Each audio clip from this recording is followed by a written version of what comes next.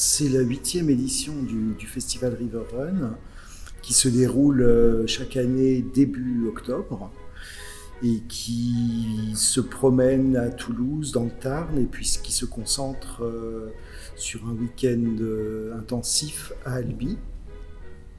Cette année, la programmation est comme chaque année assez variée, très internationale, mais se concentre aussi sur des projets participatifs où le public est invité à participer donc à des projets de création.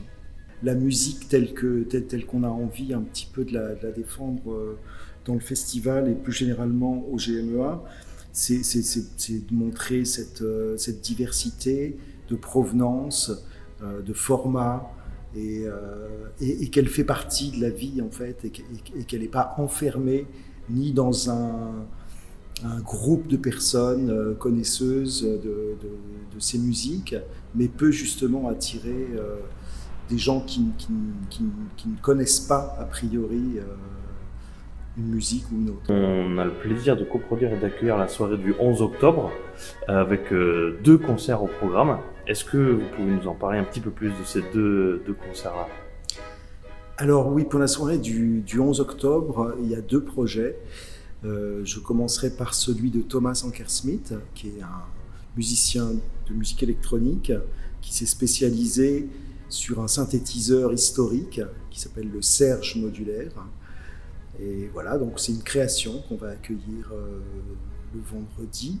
Et en première partie de ce concert, il y aura l'ensemble Dédalus que je dirige et dans lequel je joue, avec lequel on va créer une pièce de Julius Eastman, qui est un compositeur nord-américain qui a eu un destin fulgurant, puisqu'il est mort très jeune au début des années 80.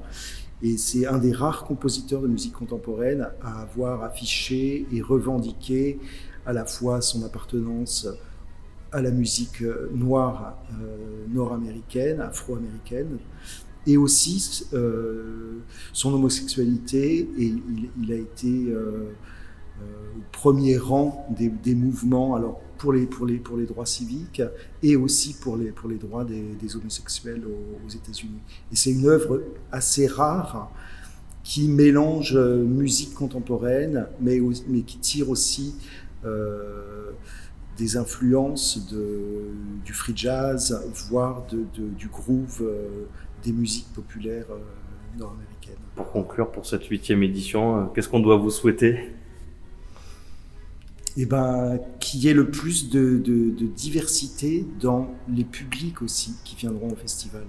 C'est un peu ce qu'on s'efforce de montrer, et c'est aussi ce qu'on attend en retour du festival. Et finalement, c'est aussi là-dessus qu'on se retrouve ensemble, sur cette quête de mixité des publics et de diversité. Absolument, et il y a sur ça, et je pense qu'on se retrouve aussi très bien sur les goûts musicaux, et c'est un vrai bonheur que de partager ça avec la scène nationale.